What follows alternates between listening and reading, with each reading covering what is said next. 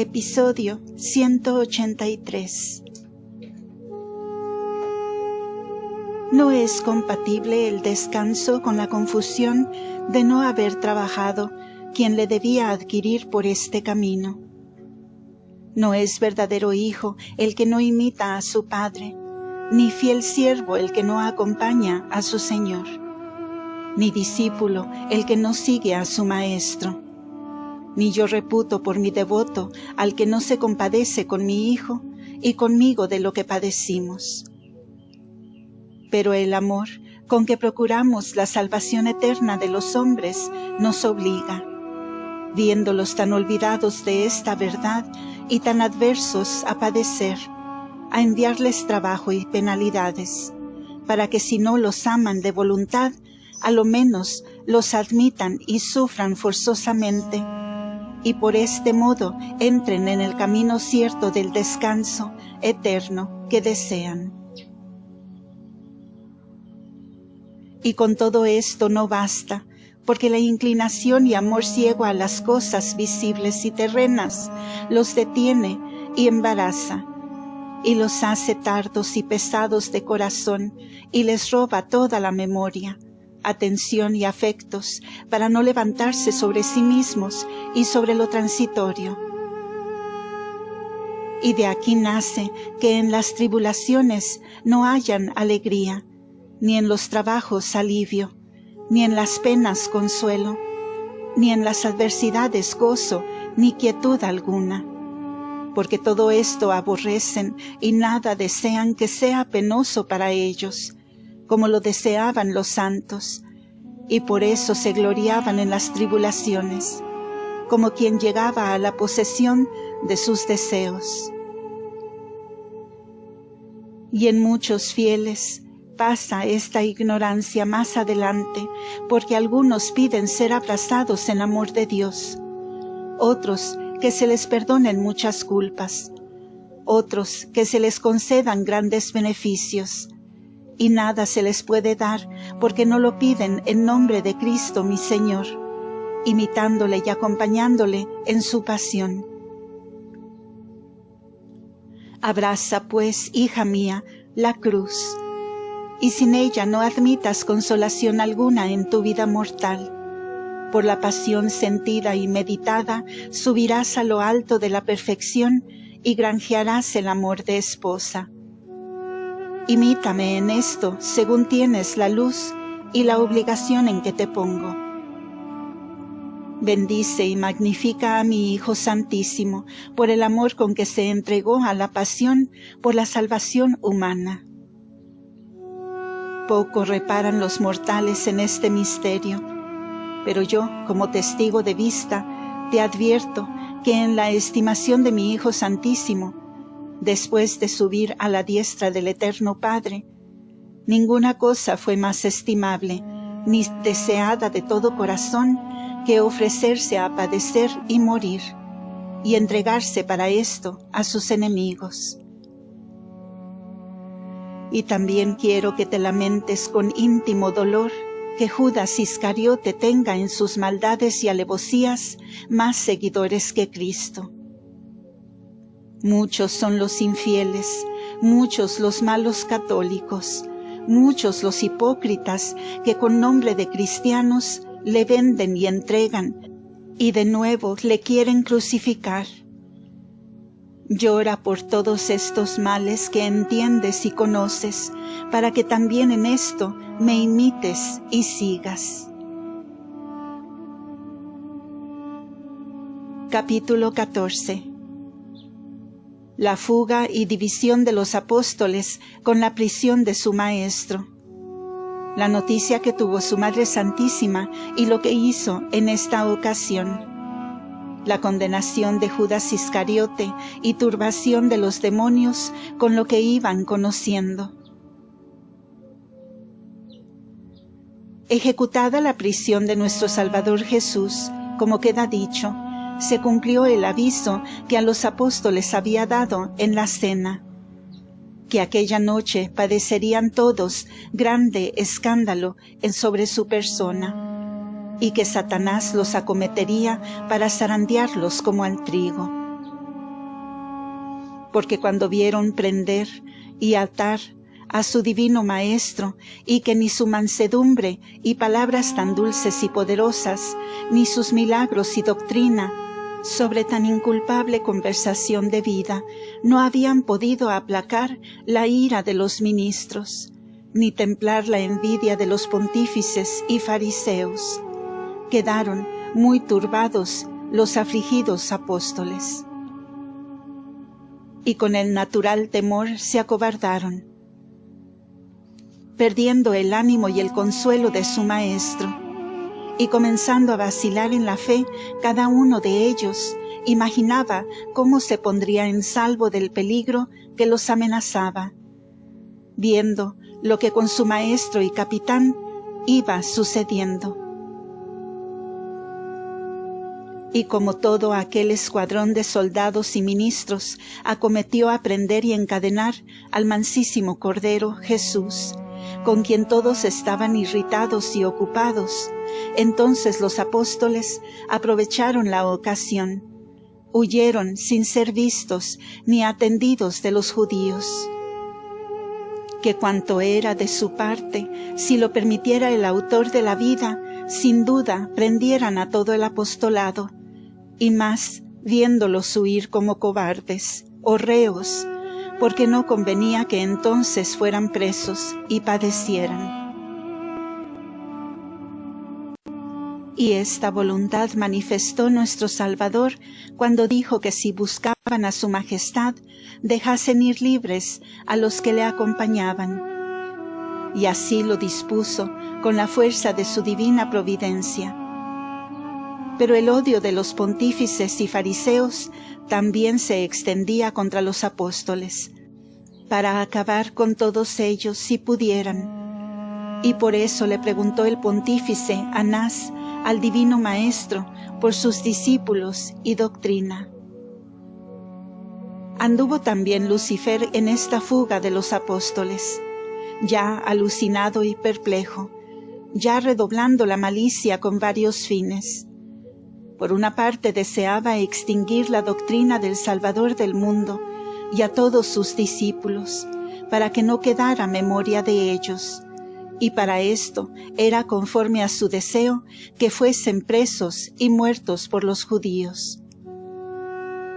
Y este acuerdo no le pareció fácil de conseguir al demonio, y reconociendo la dificultad, procuró incitar a los apóstoles y turbarlos con sugestiones, para que huyesen y no viesen la paciencia de su Maestro en la pasión, ni fuesen testigos de lo que en ella sucediese.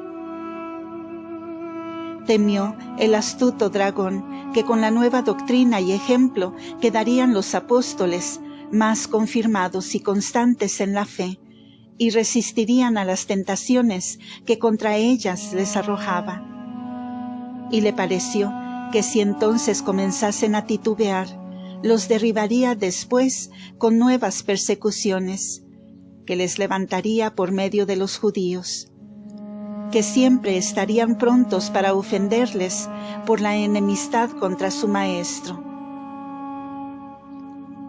Con este mal consejo se engañó a sí mismo el demonio, y cuando conoció que los apóstoles estaban tímidos, cobardes y muy caídos de corazón con la tristeza, juzgó este enemigo que aquella era la peor disposición de la criatura, y para sí la mejor ocasión de tentarlos, y les acometió con rabioso furor, proponiéndoles grandes dudas y recelos contra el Maestro de la vida, y que le desamparasen y huyesen. Y en cuanto a la fuga, no resistieron como en muchas de las sugestiones falsas contra la fe, aunque también desfallecieron en ella unos más y otros menos, porque en esto no fueron todos igualmente turbados ni escandalizados. Se dividieron unos de otros, huyendo a diferentes partes, porque todos juntos era dificultoso ocultarse, que era lo que entonces pretendían. Solos, San Pedro y San Juan Evangelista se juntaron para seguir de lejos a su Dios y Maestro, hasta ver el fin de su pasión.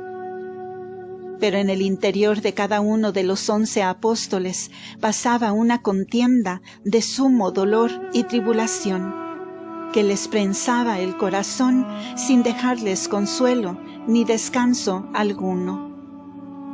Peleaban de una parte la razón, la gracia, la fe, el amor y la verdad; de otras, las tentaciones, sospechas, temor y natural cobardía y tristeza. La razón y la luz de la verdad les reprendían su inconstancia y deslealtad en haber desamparado a su Maestro, huyendo como cobardes del peligro. Después de estar avisados y haberse ofrecido ellos tan poco antes a morir con él si fuera necesario. Acordábanse de su negligente inobediencia y descuido en orar y prevenir contra las tentaciones, como su mansísimo Maestro se lo había mandado. El amor que le tenían por su amable conversación y dulce trato, por su doctrina y maravillas, y el acordarse que era Dios verdadero, les animaba y movía para que volviesen a buscarle y se ofreciesen al peligro y a la muerte como fieles siervos y discípulos. A esto se juntaba a acordarse de su Madre Santísima y considerar su dolor incomparable y la necesidad que tendría de consuelo, y deseaban ir a buscarle y asistirle en su trabajo. Por otra parte, pugnaban en ellos la cobardía y el temor para entregarse a la crueldad de los judíos y a la muerte, a la confusión y persecución. Para ponerse en presencia de la dolorosa Madre, les afligía y turbaba que los obligaría a volver donde estaba su Maestro. Y si con ella estarían menos seguros, porque los podrían buscar en su casa. Sobre todo esto eran las sugestiones de los demonios, impías y terribles, porque les arrojaba el dragón en el pensamiento terribles imaginaciones de que no fuesen homicidas de sí mismos, entregándose a la muerte, y que su Maestro no se podía librar así, y menos podría sacarlos a ellos de las manos de los pontífices, y que en aquella ocasión le quitarían la vida, y con eso se acabaría toda la dependencia que de él tenían, pues no le verían más. Y que no obstante que su vida parecía inculpable, con todo eso enseñaba algunas doctrinas muy duras y algo ásperas, hasta entonces nunca vistas, y que por ellas le aborrecían los sabios de la ley, y los pontífices, y todo el pueblo estaba indignado contra él, y que era fuerte cosa seguir a un hombre que había de ser condenado a muerte infame y afrentosa. Esta contienda y lucha interior pasaba en el corazón de los fugitivos apóstoles, y entre una y otras razones pretendía Satanás que dudasen de la doctrina de Cristo y de las profecías que hablaban de sus misterios y pasión. Y como en el dolor de este conflicto no hallaban esperanza de que su Maestro saliese con vida del poder de los pontífices, llegó el temor a pasar en una tristeza y melancolía profunda, con que eligieron el huir del peligro y salvar sus vidas. Y esto era con tal pusilanimidad y cobardía, que en ningún lugar se juzgaban aquella noche por seguros, y cualquiera sombra o ruido los sobresaltaba. Y añadióles mayor temor la deslealtad de Judas Iscariote, porque temían irritaría también contra ellos la ira de los pontífices, por no volver a verse con ninguno de los 11, después de perpetrada su alevosía y traición. San Pedro y San Juan Evangelista, como más fervientes en el amor de Cristo, resistieron al temor y al demonio más que los otros, y quedándose los dos juntos, determinaron seguir a su Maestro con algún retiro. Y para tomar esta resolución les ayudó mucho el conocimiento que tenía San Juan Evangelista con el pontífice Anás, entre el cual y Caifás andaba el pontificado, alternando los dos. Y aquel año lo era Caifás, que había dado el consejo profético en el concilio, de que importaba muriese un hombre para que todo el mundo no pereciese. Este conocimiento de San Juan Evangelista se fundaba en que el apóstol era tenido por nombre principal y en su linaje noble, en su persona afable y cortés, y de condiciones muy amables. Con esta confianza fueron los dos apóstoles siguiendo a Cristo nuestro Señor con menos temor. A la gran Reina del cielo tenían en su corazón los dos apóstoles, lastimados de su amargura y deseosos de su presencia, para aliviarla y consolarla cuanto fuera posible. Y particularmente se señaló en este afecto devoto el evangelista San Juan.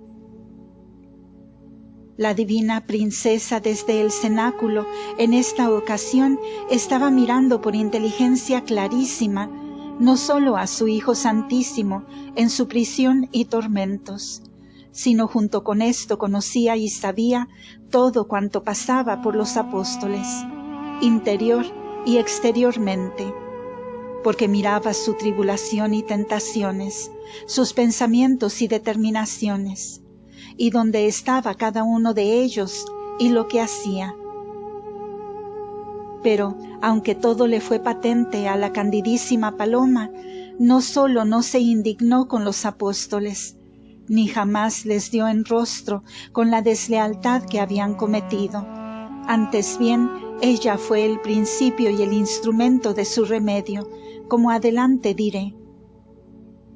Y desde entonces comenzó a pedir por ellos, y con dulcísima caridad y compasión de madre, dijo en su interior: ovejas sencillas y escogidas, ¿por qué dejáis a vuestro amantísimo pastor, que cuidaba de vosotros y os daba pasto y alimento de vida eterna?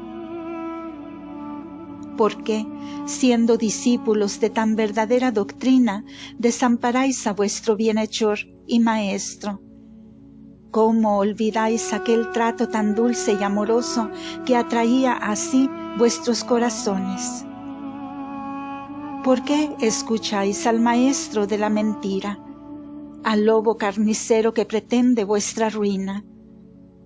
Oh amor mío dulcísimo y pacientísimo, qué manso, qué benigno y misericordioso os hace el amor de los hombres.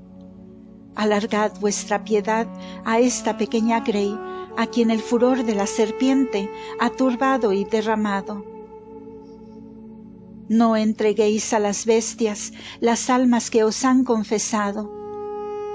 Grande espera tenéis con los que elegís para vuestros siervos, y grandes obras habéis hecho con vuestros discípulos. No se malogre tanta gracia, ni reprobéis a los que escogió vuestra voluntad para fundamentos de vuestra iglesia. No se gloríe Lucifer de que triunfó a vuestra vista de lo mejor de vuestra casa y familia. Hijo y Señor mío, mirad a vuestro amado discípulo Juan, a Pedro y a Jacobo, favorecidos de vuestro singular amor y voluntad. A todos los demás también volved los ojos de vuestra clemencia y quebrantad la soberbia del dragón, que con implacable crueldad los ha turbado.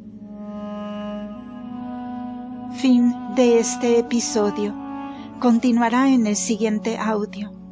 Gracias por escuchar.